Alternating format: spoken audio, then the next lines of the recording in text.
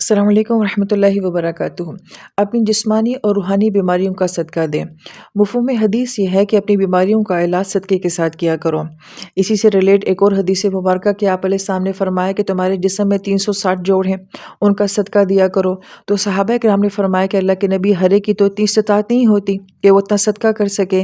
تو پھر آپ علیہ السلام نے فرمایا تھا کہ چاشت کی نماز پڑھ لیا کرو کہ وہ تمہارے جسم کے 360 جوڑوں کا صدقہ بن جایا کریں گے۔ تو اس سے پھر ایک طالب علم کو جو بات سمجھ آتی ہے وہ یہ کہ گویا کہ ہماری عبادات بھی ہمارے لیے سجدہ بن جاتی ہیں۔ یہی وجہ ہے کہ تہجد کی نماز کو بھی بیماریوں کے لیے شفا کہا گیا ہے، تو گویا کہ وہ بھی ایک عبادت ہے۔ تو ہمارے اکابرین بڑا پیارا جملہ فرماتے ہیں کہ یہ جو ہم عبادات کرتے ہیں اس سے ہمارے جسم کی زکوٰۃ نکل جاتی ہے، تو اپنے جسم سے عبادات کروانا یہ بھی بیماریوں کے لیے شفا بن جاتا ہے۔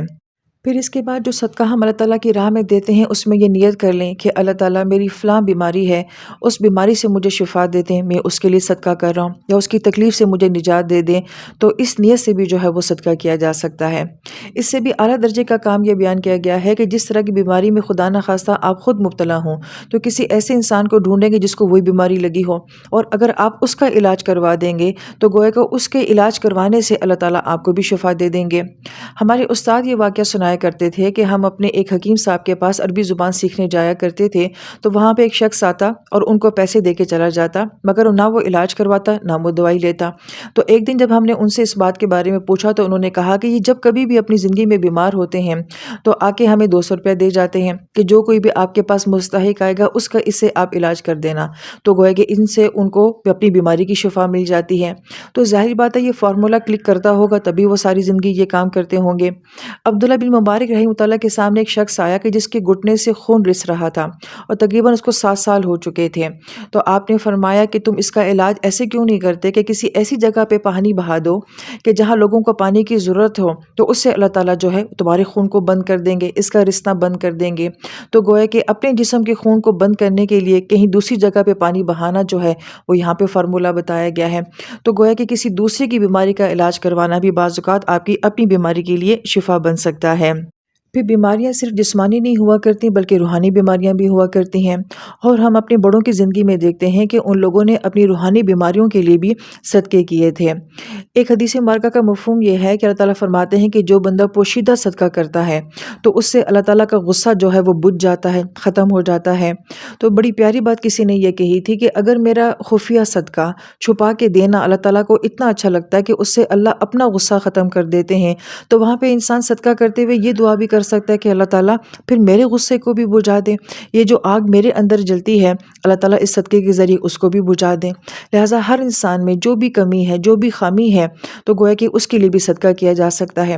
ہم جب سورہ بقرہ کی تفسیر پڑھتے ہیں اور وہاں پہ صدقے کے فضائل کو پڑھتے ہیں تو اس کی تفسیر میں مفسرین کرام نے باقاعدہ یہ نکات بیان کیے ہیں کہ انسان اپنے علم کے لیے بھی صدقہ کر سکتا ہے، اپنی ویژن کے لیے بھی صدقہ کر سکتا ہے، اپنی کریٹیوٹی کے لیے بھی صدقہ کر سکتا ہے، کہ جب انسان کسی کو دیتا ہے تو اللہ تعالیٰ شرح صدر بھی دے دیتے ہیں، اچھے آئیڈیاز بھی دے دیتے ہیں، آپ کے بند راستوں کو بھی کھول دیتے ہیں۔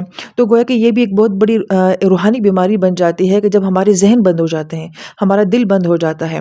لہٰذا ہر انسان کے اندر اپنی ایک خامی کمی ہوگی، وہ جو بھی اپنے اندر کمی دیکھتا ہے تو اس نیت سے گویا کہ صدقہ کر لینا چاہیے۔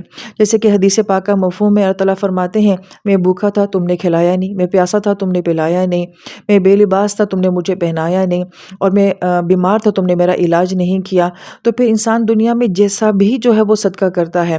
تو حدیث پاک کا مفہوم یہ ہے کہ اگر دنیا میں کسی کو کھلاتا ہے تو جنت میں کھلایا جائے گا، اگر دنیا میں کسی کو پانی پلاتا ہے تو جنت کے جام پلائے جائیں گے، اگر دنیا میں کسی کو لباس دیتا ہے تو جنت کا لباس پہنایا جائے گا۔ تو جو کچھ انسان دنیا میں جیسا بھی عمل کرے گا اللہ تعالیٰ ویسا ہی بدلہ اس کو وہاں آخرت میں دیں گے۔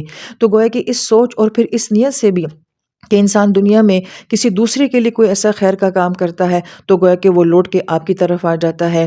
لہٰذا اس سے ہمیں پھر یہ بات بھی سمجھ آتی ہے کہ جس طرح جسمانی بیماریوں کے لیے یہ کہا گیا کہ اگر ہم کسی دوسرے کے لیے آسانی کریں گے، شفا کا بندوبست کریں گے، اللہ تعالیٰ ہمیں شفا دے دیں گے، اسی طریقے سے اگر ہم کسی کی روحانی بیماری کو دور کرنے کا ذریعہ بن جائیں گے، کسی کو ایک اچھی نصیحت کر کے، اچھے طریقے سے مشورہ دے کے، کسی کو انگزائٹی ڈپریشن سے باہر نکال کے، کاؤنسلنگ کر کے، تو اگر کسی کو روحانی طور پہ سکون پہنچایا جائے گا تو اللہ تعالیٰ اس کے صدقے میری روح کو بھی سکون پہنچا دیں گے۔ لہٰذا اگر ہم قانون فطرت دیکھتے ہیں تو اللہ تعالیٰ بھی یہ فرماتے ہیں کہ یہ عمل کرو تو پھر یہ جزا ملے گی، ایسا کرو گے تو پھر ویسا ہوگا۔ اور یہ دنیا بھی گیو اینڈ ٹیک کی ہے، کچھ دینا اور کچھ لینا پڑتا ہے۔ تو لہٰذا جو کچھ قدرت کو دیا جائے گا، قدرت وہی چیز آپ کو واپس لوٹا دیتی ہے۔ جب ہم لوگوں میں شفا بانٹیں گے تو شفا ہماری طرف واپس لوٹ کر آئے گی۔ جب ہم لوگوں میں سکون بانٹیں گے تو وہ سکون لوٹ کے ہماری طرف آئے گا۔ ہم جب اپنے مال اپنے پیسے سے لوگوں کی زندگی کو آسان کریں گے تو اللہ تعالیٰ اس سے ہماری جان، ہماری صحت اور ہماری روح کے لیے آسانیاں کریں گے۔ لہٰذا رمضان المبارک میں نبی علیہ السلام کی سخاوت تیز ہوا کی طرح ہو جایا کرتی تھی۔ تو اگر میرے جیسا کمزور انسان وہ تیز ہوا نہیں بھی بن سکتا تو کم سے کم ایک ہوا کا جھونکا بننے کی کوشش کرے۔